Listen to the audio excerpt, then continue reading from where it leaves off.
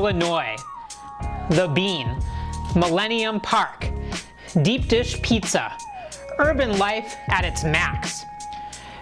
To most, Chicago might not seem like a place that has a lot of nature, but with so much greening of the city in recent years, even an urban naturalist like myself might be surprised. Today, I'm going to show you just a small piece of the Windy City, where local community members have transformed an abandoned empty lot into a thriving community garden and green space known as Taylor Street Farms. Before we do that though, go ahead and hit like and subscribe and hit that notification bell too, so that you never miss your dose of nature in the city. Let's go check it out and head to Chicago.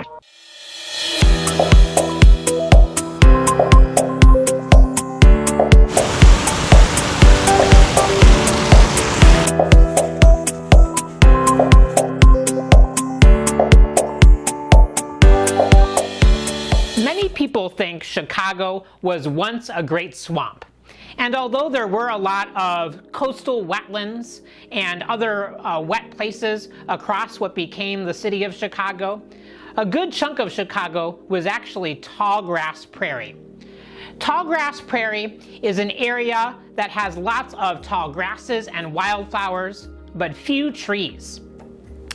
The neighborhood we're going to explore today, where the Taylor Street Farms is located, is on Chicago's near west side in the Little Italy neighborhood. At one point in time, this area was all tall grass prairie with beautiful flowers blowing in the wind. So what happened to that prairie? Many years ago, that prairie was completely destroyed. And when I say destroyed, I don't just mean they cut down all the grasses and flowers.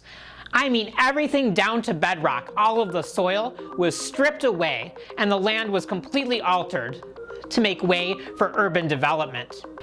Today, when there's an abandoned lot in the city of Chicago, you don't see prairie plants coming in because the original seed bank has been lost. Instead, you see a lot of invasive plants and colonial weeds that give abandoned lots a scrubby look. But as we're going to see, residents in Chicago's near west side have converted a large abandoned lot into Taylor Street Farms, and we'll take a closer look and learn how this community-run green space came to be. Taylor Street Farms itself was built on the lot of a former subsidized housing complex. The garden is maintained and operated exclusively by volunteers. In 2002, the Chicago Housing Authority closed several aging, publicly subsidized housing units and razed several buildings to make way for new development. The economic recession of 2008 put an indefinite hold on much of the redevelopment plans, and in its wake, the Little Italy section of the University Village neighborhood of Chicago was left with numerous empty lots. Neighboring residents sought this new vacant land as an opportunity for neighborhood beautification and community building, as well as a resource for food security and environmentally friendly urban agriculture. In 2010, after many months of fundraising and collaboration with city officials, Taylor Street Farms opened for its first season of growth. Since that time, the garden has expanded to not only include garden plots, but also a community gathering space and 2 wildflower areas that reintroduce prairie plants to the community. Dense cities like Chicago are often heavily cultivated and landscaped. Taylor Street Farms has rewilded sections of its hedge and border with wildflowers and native prairie grasses. These wild hedges have a mix of urban wildflowers that have volunteered themselves, as well as ones that are intentionally planted and maintained. Wild hedges in an urban environment provide wildlife habitat and cover while soaking up urban runoff from heavy rains. Wild places like this are few and far between in Chicago's urban core. and even a small pocket of wild green space, like what is seen at Taylor Street Farms, attracts and supports birds, butterflies, and wildlife. The rewilded areas of Taylor Street Farms have not only brought biodiversity back to the near west side of Chicago, but it speaks to the diverse people that have found their own social and ecological niche in this community. Let's hear from a few of them to get a little more insight. My name is Pam Willis, and I grew up in this neighborhood in Abla, actually in CHA Abla Brooks Homes. My name is Zhao Nguyen, and I live in Chicago, and I moved out here for grad school. I was always interested in gardens and farming. My father was a southerner from Mississippi, and he gardened right there in CHA property. You know, he edged the garden, the grass and everything with cabbages, tomatoes, peppers, strawberries, and so I grew up knowing and loving to garden. So when I was in grad school, I was interested in how to grow food year-round and among other things. So after grad school and after a little bit of time, I started getting interested again in growing and looking into different community gardens around and seeing what it would take. And it seemed like when I started looking, there were lots of wait lists for gardens, and since I have a lot of different interests, I got my friends. I often will get friends to kind of like make me accountable, and so I made it known to a couple of other friends that I wanted to do this is to join a community garden. And so then later on in life, living in CHA, I learned about Taylor Street Farm. It's a place where kids can, from the neighborhood, teenagers, can also get some kind of setting. So I love people. I grew up loving people and love interacting and talking.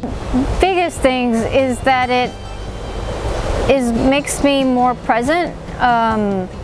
And it's also like, I mean, it's not like it's not without stresses, but it feels more like I could just go and do, like I could just come here and water or tend to the garden. I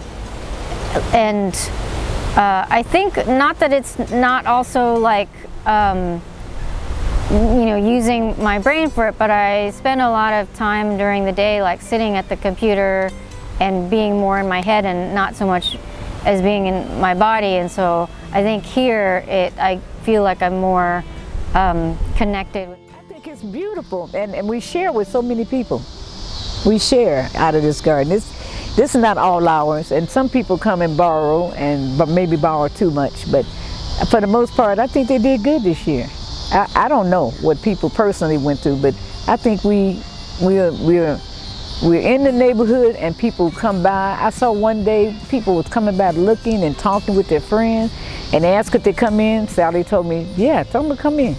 You know, and they asked me about the garden. I love it. I don't have a way, even in the city, it's hard to like even get property where you have space to grow things, and so I think that it would just like, I mean, it's such a huge part of my life. I mean, I think I might get depressed if I wasn't able to grow. I mean, I'm growing basil, which was just beautiful this year. Growing bell pepper plants, cherry tomatoes, what's the other kind of tomatoes? Grape tomatoes, and the big boys. They didn't get too big. And cayenne peppers, banana peppers, chives. And the colleges, they can have this as they have a section in here and they can do things. You know, this is a life. This is really a good life to learn so many things. Why would you want to just have everything, buildings and structure and everything? You need this balance.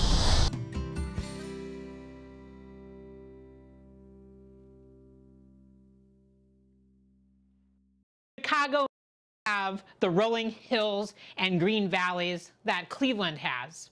But I hope you've seen today that it's far from being void from nature. Communities all across the land of deep dish pizza are banding together to make the city more green and livable.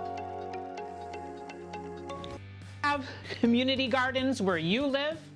What kinds of community green spaces are around in your area? And be on the lookout for a future video that I hope to make that'll feature community gardens and community-run green spaces right here in the parts of Cleveland, Ohio. Coming back from Chicago, Illinois, and happily back in Cleveland, my name is Alex, and I'm your CLE Urban Naturalist.